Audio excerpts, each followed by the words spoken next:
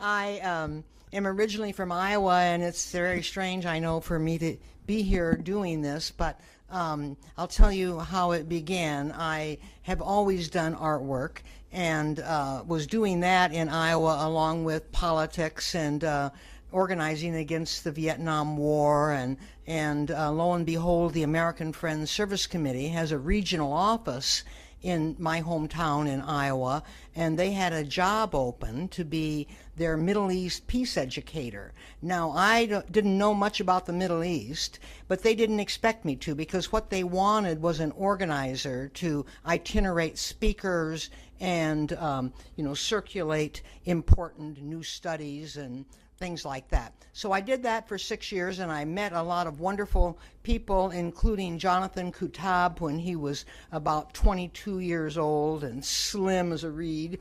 And then in '85, I had the opportunity to move to Washington, D.C.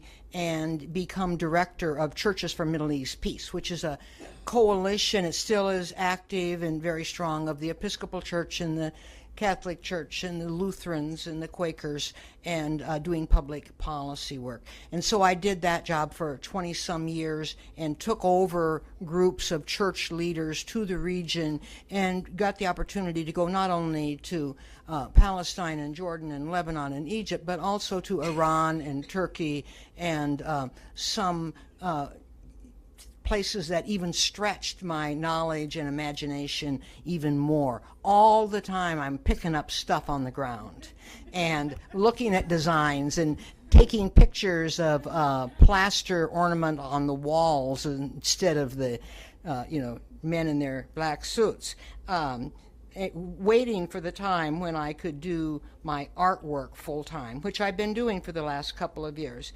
This piece that you just saw out here is I did last year, and it's about, as you know, about Hebron and Abraham. I don't have to repeat what you read there, but I do want to show you my design source.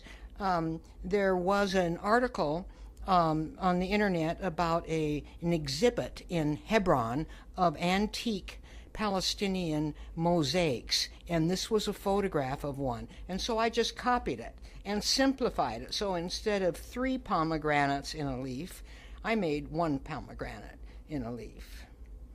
And the Tunisia piece was thrilling for me. Tunisia is such a complicated and wonderful country, and multi-layered with so much tragedy.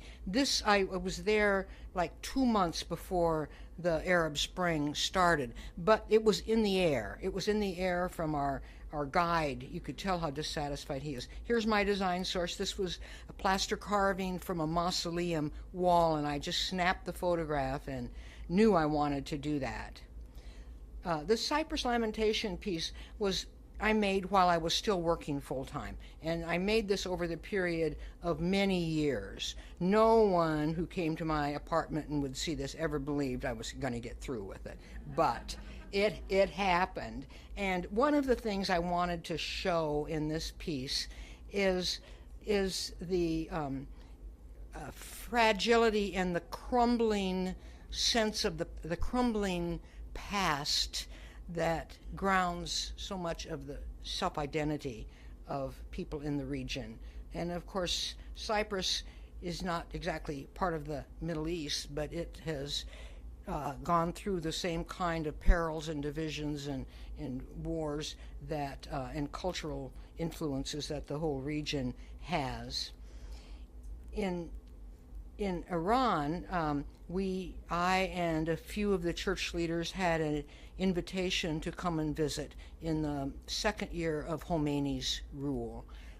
We had made some outreach overtures to the Iranian delegation here and gone to do a sympathy visit after their Airbus was shot down. And because of such kindnesses, they let us come, and we had a wonderful visit.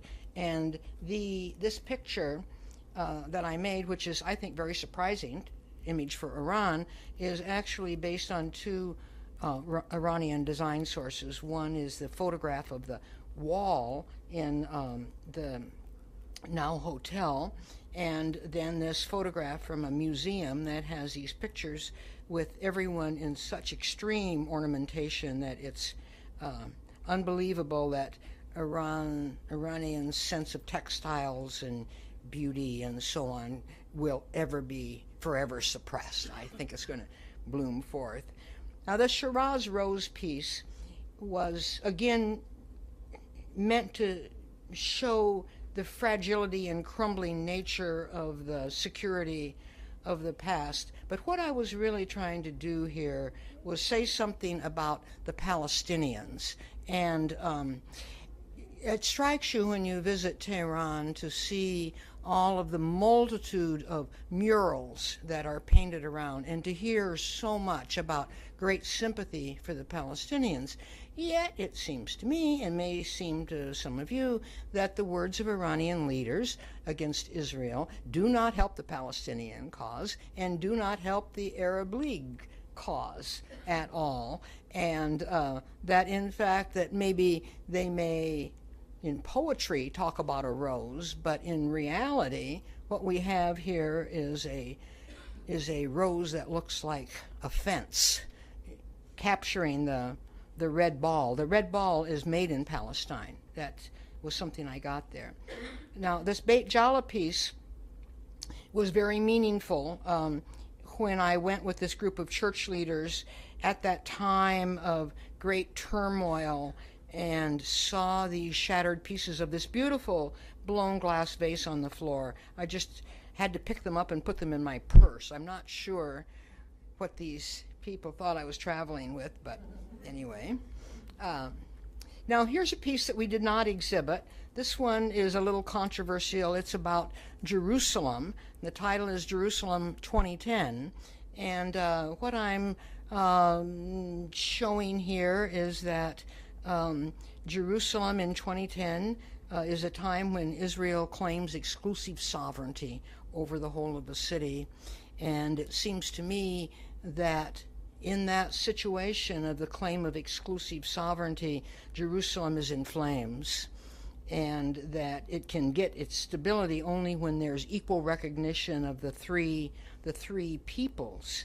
Because as we know, even though the sovereignty is claimed by the state of Israel, the dominant symbol, the dominant feature of the old city is the Dome of the Rock. And so the 6 little stained glass things around the outside are meant to symbolize the dominance of that visual image. And then I did this fun dinner party this year, a little breakaway from the heavy-duty Middle East things, and I hope you got a kick out of it. They all have the Hebron fish in it.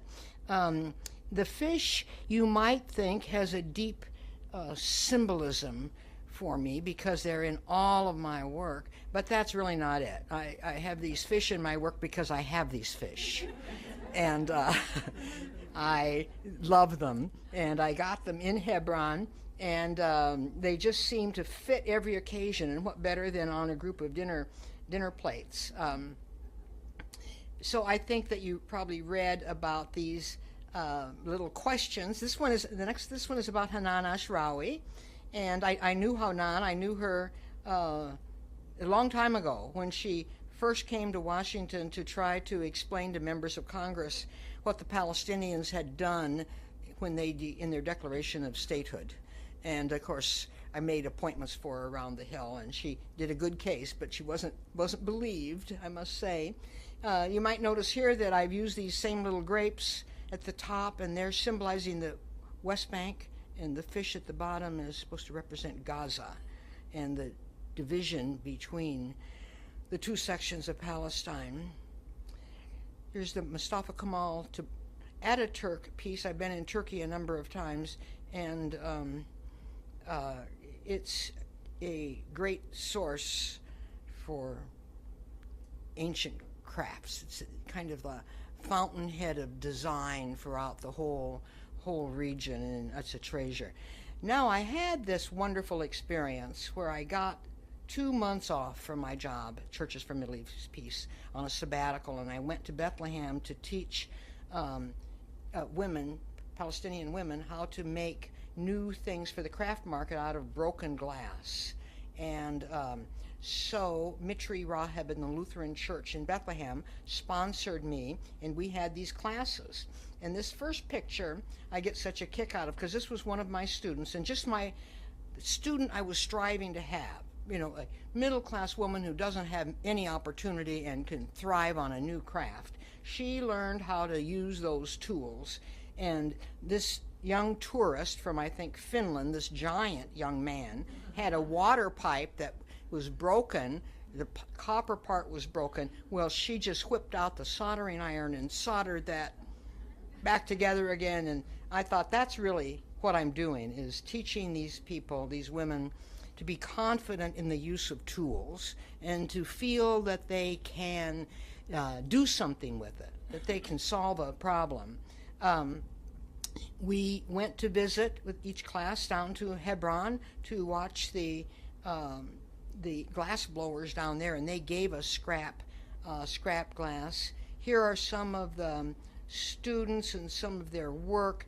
It was a big deal for them. There's very limited opportunities to learn new things and have a good time, and they took full advantage of it. We had a great graduation party, and everyone got certificates, and one woman at least ended up teaching her husband how to do this, and they went on and make thousands of little ornaments that are sold in the German Lutheran churches. And Mitri Raheb wrote a chapter about her in a book of his, about taking scraps and making a new life out of it. So it was a wonderful experience, and this has been a wonderful experience. So thank you very much. Let's open it up now for some questions.